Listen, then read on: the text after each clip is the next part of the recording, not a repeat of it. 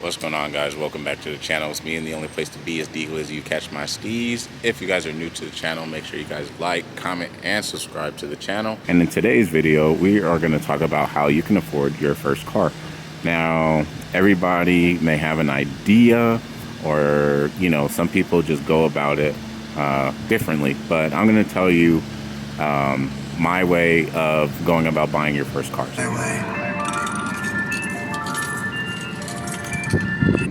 Alrighty, guys, so I've had a Charger Scat Pack, I've had a Daytona 5.7, I've had a Nissan Altima, I've had the Audi A3, I've had a V6 Charger, I've also had an Infiniti G35. Go ahead and get into the rule number one that you got to do in order to get your first car. Alrighty, y'all, so the first thing that you want to do when you're looking into getting your first car is what you want to do is you want to have a job first, right? And make sure that you are at that job for at least 3 to 6 months, you know what I'm saying? Because whether you're getting a car that's $10,000, $20,000, or $30,000, the bank wants to see that whatever loan amount that you're applying for, your income can support that loan. So, prime example, when I bought my G37, that car was $7,000, right? And at the time, I was working at, where was I working at? I was working at Paxson. So I was working at Paxson. I think I was making like 14 something an hour. And then my car note was like 132 or 140, something like that. But I would get like every 2 weeks, maybe like $500 to $600 every 2 weeks, right? So when the bank is looking at it, they're like, okay, this is not a risk because his car note is $146, right? He put down $2,000, so from $9,000 to $7,000 on the car, right? And he makes $500 to $600 every 2 weeks. So this makes sense for us to approve him for lending. All right, boom. So number two, what you want to do is make sure that if you don't have credit, right? Credit is everything in this world. Whether you're buying a car, a house, whatever it may be, credit is everything. So if you don't have credit, make sure that, one, you can get a credit card, like a secured card, which a secured card is basically you put $300 on the card, that becomes your credit limit, right? So if you don't have a credit card, make sure you get a credit card and only use 30% of it and make your payments on time. Or, number two, you can go to your parents or someone that trusts you and become an authorized user. And what an authorized user is, basically that person's credit becomes your credit. So when you apply for a loan, you can get a better interest rate and all that good stuff, which I'll talk about. So that's number two. And number three is if you just don't have any credit and all you have is a job and you've been there for more than 3 months, chances are you're going to have to save for a down payment, being that it's going to be your first car. So now, the third thing, which I kind of touched on this a little bit for rule number one, is you want to figure out what kind of car do you want. So, and what loan amount you're applying for. So let's say, boom, I'm on the internet, bam, right? And I want a car that's between 10 and 15 grand, right? Boom. Now let's just say I make, let's whip out the calculator. Alrighty, so let's say y'all want a car that's let's just say 20 grand, right? Let's just say you make 15 an hour, so let's just say $15, right? Boom, times 80, because that's what, 2 weeks worth of work. So let's just say 1,200, and we'll take away, let's just take away for the example, let's take away $250 in taxes. So let's say, boom, $950, right? So that's what you make every 2 weeks, $950, right? Boom. So now these are just cars in my area, and if you look closely, we said $950 every 2 weeks is what you make. So on average, if you were to get a car that was like $7,000, it would be $177, based off your credit, obviously, but something like that. 181 Camaro, 327, 300. So you guys get the gist, right?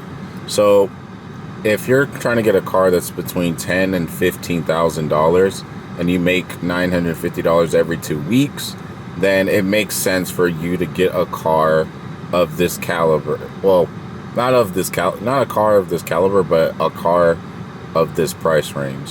So that just kind of gives you a rough idea of what you'd be getting into. So boom, now you're all set.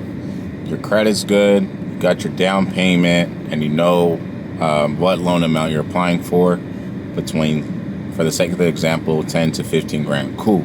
Now all that's set. Now, how do you go about financing the car? We're going to talk about that. So boom. So you go to the bank, right? You can do what is called, which I highly, highly recommend. It does not ding your credit. It is a soft pull on your credit. Do what is called a pre-approval. So what a pre-approval is, if you want a car that's 10 to 15 grand, you put in your loan amount that you desire, right? Let's just say 10 grand is what you desire for your car loan. And then you put in all your employment information, how long you've been at the job, how much you make, how long you've been at your residence, all that good stuff. So boom, you put that in, the bank looks at it, and they either approve it or disapprove it based on the information that you gave. Now, let's say I'm an underwriter. The underwriter is the person at the bank that says yes or no to the loan. So I'm the underwriter, so I'm looking at your loan, right? So Mr. Hurt wants a car that's 10 grand.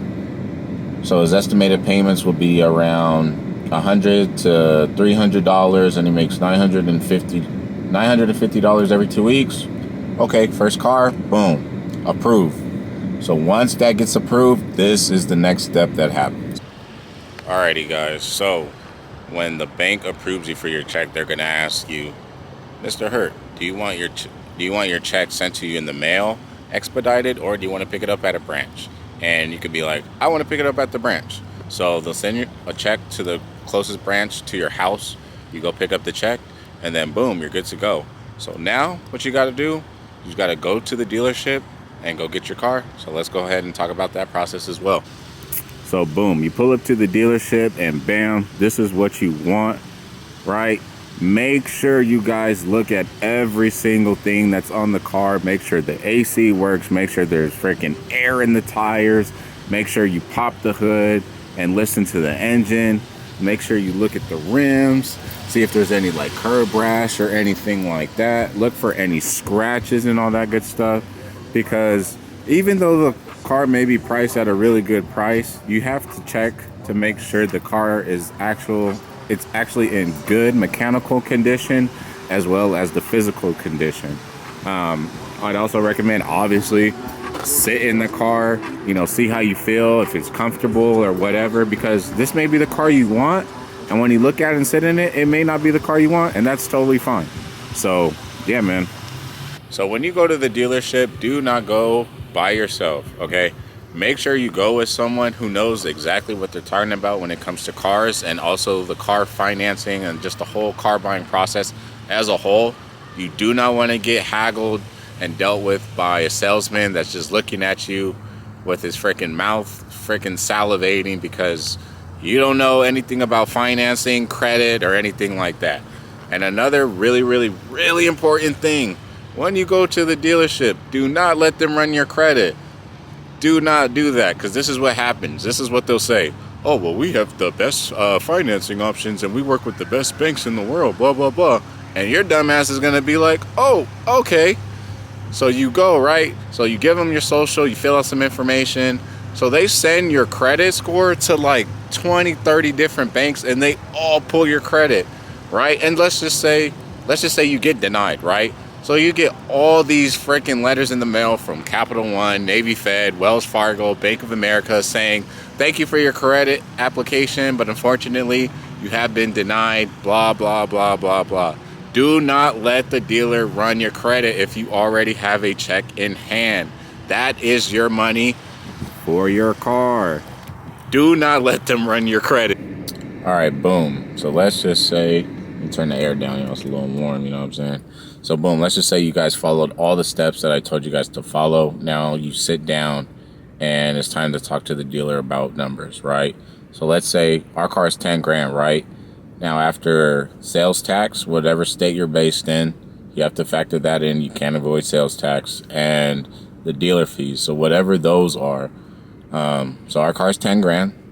Let's just tack on after tax, title fee, all that good stuff. Now we're looking at 13 grand, right? But we only have a check for 10 grand. So what do you do from there? So boom, what you want to do from there is be like, okay, you have two options. So let's say, it's 13 grand out the door. You have a check for 10 grand, but you saved up $3,000 for a down payment. If you want to put money down, boom, you'd be like, okay, I have $3,000 for my down payment. And they'll be like, okay, so they'll take that and they'll take your check, and then that'll be that. So, or second option is, the value of the car is 10 grand, which you can look up the values of any car on, I think it's called Black Book. Kelley Blue Book is one that most dealers use, and they'll say, well, Kelley Blue Book is blah. But if you use, I'm pretty sure it's called Black Book. That's like the value of cars that dealers use, and something else called like MMR. So you guys can look that up. But yeah, so if you know the true value of the car is, 10 grand, you can be like, and they want 13 out the door, you could be like, listen, we could do 10 grand out the door, or I can walk away. And at that point, you pretty much have all the negotiating power, because they are trying to get rid of the car and they're trying to make a sale. The dealer has to get the car off the floor so they can bring something else in or whatever. Because if you guys didn't know, every single car that's on the dealership is paying to have that car on the lot. So boom, let's just say at this point, the salesman is going to say yay or nay. He has to run it by his finance manager or whatever, get the approval. So bam, they say yes, cool. All right, Mr. Hurt, we're going to go ahead and make the deal. Here's the paperwork. We just need car insurance, all that good stuff. Bam, all right. So you sign all the paperwork, and then from there, you pretty much roll off with your car. And that's pretty much how you guys go about, buying your car. Now, before I end the video, there is one other thing I want to mention. So I'm going to mention that, and then that'll be the end of the video. So the maximum amount of days that a car should be, I said should, not has to be, the maximum amount of days that a car should be on a car lot is 30 days. Why? I'm going to tell you why. Because a dealer, like I said earlier, the dealer has to pay the bank, and I want to say it's the bank, and then something else that dealers have to pay in order to keep the car on the lot, right? So if they have a car that's sitting there, no one's interested in it, no one's looking at it, it's not selling, guess what they have to do? They have to either roll the car at auction or give it to another dealer so their car can sell. So if a car is on the lot for 30 plus days, that is negotiating power, because you can go in and be like, yo, I got this check for 10 grand. This car's been sitting here for more than 30 days. I know you guys are trying to get rid of it. I can give you this 10 grand right now. We can make a deal, or I can walk out. So with all that in mind, it's pretty much freaking rinse, wash, and repeat from there with any car. I can only give you guys my experience. This is my opinion. This is how I've gone about it. I've owned a couple of vehicles, so I may have missed something, but I'm just giving you my opinion and my experiences. So do what you will with it. If you guys have any questions, comment down below your car buying experience, or if there's anything I missed, throw it in the comments. Freaking, I don't know. Go crazy in the comments, ask questions, whatever y'all want to do. Let's just keep it respectful, you know what I'm saying? Thank you guys for tuning in oh my gosh. Thank you guys for tuning in to today's video. I greatly, greatly appreciate it. Make sure you guys like, comment, subscribe, all that good stuff. If you guys learned a thing or two, comment down below. Let me know. Stay tuned for the content to come. It's been D Glizzy. Stay the course, stay blessed, and I'll catch you guys on the next one. Peace. Hi. No! Say hi to the channel. Hi. Wow, tell them who you are. You're famous. Seems like. All right, guys. Huh? Hi. So I'm not gonna say her name, but this girl right here is very, very famous, and she's modeled in Vogue, and we just so happen to be best Very friends. famous. So Is that very famous? yeah, you're famous, dude. I'm not famous. Can I put your Instagram in the description Sure. so people can No, follow just you? kidding. Don't. Dude, you're gonna get hit up like, oh my gosh, let me take you on a date, blah blah blah. Okay. Just say something. Just be like, hi, something. Dang. No, this can be the introduction to the vlog. This is the end of it. Okay, I guess. All right, give them like words of affirmation. Words of affirmation. Yeah. I didn't prepare myself. I'm shy. Dang. I have to prepare a little speech. Okay, so next time, all right, when you're in the vlog, we got you. But Bye. all right, guys, that's gonna be the end of the video. Just a little something, you know what I'm saying? But I'll catch you guys in the next one.